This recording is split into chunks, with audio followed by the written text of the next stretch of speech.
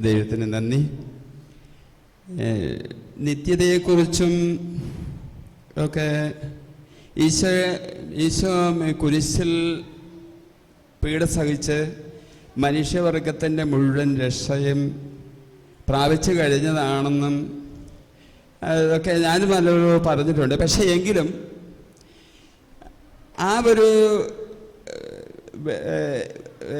ആ വിടുതൽ എനിക്കും കിട്ടിയിട്ടുണ്ടെന്ന് ഞാൻ മറ്റുള്ളവർ പറഞ്ഞിട്ടുണ്ടെങ്കിലും എനിക്ക് ഉള്ളിൻ്റെ ഉള്ളിൽ അങ്ങനെ ഒരു വലിയൊരു ബോധ്യമുണ്ടായിരുന്നില്ല. ബോധ്യമുണ്ടായിരുന്നെങ്കിലും അതിന് ചെറിയ സംശയത്തിൻ്റെ ചെറിയ നിഴൽ അതിലുണ്ടായിരുന്നു. പക്ഷേ ഇന്ന് അപ്പം ഇതൊക്കെ മനസ്സിലാക്കണം, ഇത് ദൈവിക രഹസ്യമാണ്. ഇത് ശരിക്കും പറഞ്ഞാൽ അതൊരു വലിയൊരു സത്യമാണ് താൻ. ജ്ഞാനമില്ലെങ്കിൽ ദൈവം സ്വർഗത്തിൽ നിന്ന്, അല്ലെങ്കിൽ ദൈവിക ജ്ഞാനം കൊണ്ട് നമ്മളെ നിറയ്ക്കുന്നില്ലെങ്കിൽ അത് നമുക്ക് മനസ്സിലാകുകയെന്നൊരു സത്യം ഞാൻ ഏറ്റുപറയാം. അത് ഇന്നലെ എനിക്ക് അതിൽ നിന്ന് ബ്രദറിൻ്റെ ക്ലാസ്സിൽ നിന്ന് എനിക്കൊരു കാര്യം മനസ്സിലായത്, എനിക്ക് വലിയൊരു സ്വാതന്ത്ര്യം അതിൽ കിട്ടുകയും ചെയ്തു. അതായത് ആദത്തിൻ്റെ പാപം ഈശോ കുരിശിൽ മരിച്ച് പീഡാസഹനങ്ങൾ ഏറ്റെടുത്ത് അതിൽ നിന്ന് വിടുതൽ കിട്ടും.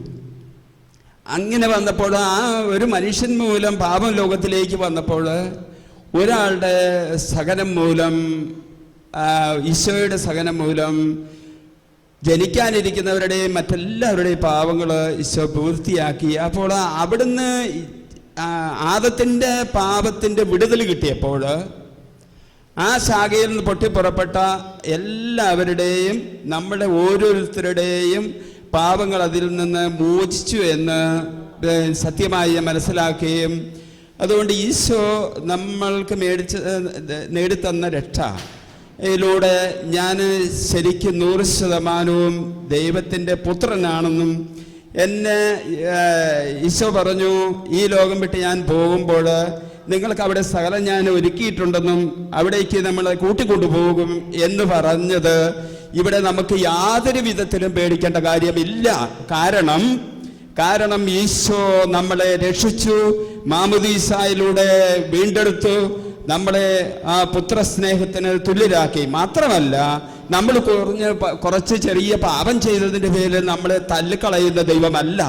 കാരണം നമ്മുടെ ഒരു കുഞ്ഞ്, നമ്മുടെ സ്വന്തം കുഞ്ഞാണെങ്കിൽ സഹോദരങ്ങളെ, ആ കുഞ്ഞ് ചെറിയ കുറ്റം കാണിച്ചാൽ അത് മറച്ചു വെച്ച് ആ കുഞ്ഞിനെ കൂടെ നമ്മൾ രക്ഷിക്കുന്ന ആളാണെങ്കിൽ, നമ്മുടെ സ്വർഗസ്ഥനായ പിതാവ്, അമ്മ മറന്നാലും സ്നേഹിക്കുന്ന നമ്മുടെ സ്വർഗസ്ഥനായ പിതാവ് നമ്മൾ ചെറിയ കുറ്റം കാണിച്ചു എന്ന് പറഞ്ഞ പേരിൽ കളയാൻ സാധിക്കില്ല. ഈശോ പറഞ്ഞു നിങ്ങളുടെ സ്വർഗസ്ഥനായ, അപ്പം അത്രമാത്രം സ്വർഗസ്ഥനായ പിതാവിൻ്റെ അല്ല ദൈവത്തിൻ്റെ വലിയ കരുതലാണ്. അതുകൊണ്ട് നമ്മൾ ആ ഒരു കാര്യം അടിവരയിട്ട് വിശ്വസിക്കുകയും അത് ബാക്കിയുള്ളവരോട് അർത്ഥസംഖ്യക്കിടയില്ലാത്ത പോലെ നമ്മൾ പറയുകയും ചെയ്താൽ മാത്രമേ നമ്മുടെ ഈ ധ്യാനത്തിന് വിജയമാകുകയുള്ളൂ. കാരണം ഏകസത്യദൈവമായ അവിടുത്തെയും അങ്ങയച്ച യേശു ക്രിസ്തുവിനെയും അറിയുക എന്നതാണ് നിത്യജീവൻ.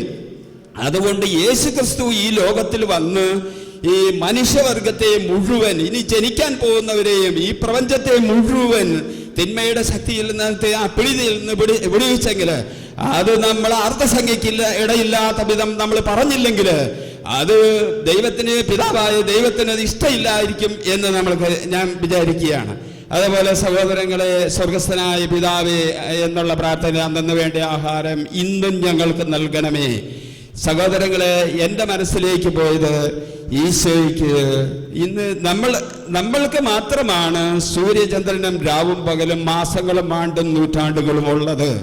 കർത്താവ് പരിശുദ്ധ ദിവ്യബലി അർപ്പിക്കുമ്പോൾ പരിശുദ്ധ പിതാവ് പറഞ്ഞു, അന്നാ പെസഹ തിരുനാൾ എന്ന് പറഞ്ഞാൽ 2016 വർഷങ്ങൾക്ക് മുൻപ് ഈശോ അൾത്താരയിൽ ദിവ്യബലി അർപ്പിച്ചപ്പോൾ നമ്മൾ ആ മനസ്സിലേക്ക്, ആ കാലഘട്ടങ്ങളിലേക്ക്, ആ സമയത്തിലേക്ക് നമ്മൾ ചെല്ലണമെന്നാണ് എന്ന് പറഞ്ഞതുപോലെ കർത്താവ് ഈശോ മിശിഹായിക്ക് ദൈവത്തിന് എല്ലാം ഇന്നാണ്. അതുകൊണ്ട് അന്നു വേണ്ട ആഹാരം എന്ന് പറഞ്ഞാൽ അന്ന് എന്നുള്ള ഒരു സഹോദരനെ കുറിച്ച് സുഖം സൂചിപ്പിക്കുകയുണ്ടായി. നിത്യതയെന്ന് ഇന്ന് ദൈവത്തിനെല്ലാം ഇന്നാണ്. നമുക്ക് മാത്രമേ നൂറ്റാണ്ടുകളും ദിവസങ്ങളും വർഷങ്ങളും രാവും പകലും ഉള്ളൂ. ദൈവത്തിനതില്ല. അതുകൊണ്ടാണ് ഇരുട്ടിലുള്ള ഇരുട്ടിലും ദൈവത്തിന്റെ രഹസ്യം, ദൈവത്തിനൊന്നും ഇരുട്ടല്ല, നമുക്ക് മാത്രമേ ഇരുട്ടുള്ളൂ, ദൈവത്തിനൊന്നും ഇരുട്ടില്ല. അതുകൊണ്ട് സഹോദരങ്ങളെ, എനിക്ക് കിട്ടിയ ബോധ്യം ഇതാണ്. ദൈവത്തിന് നന്ദി. Praise the Lord. Hallelujah.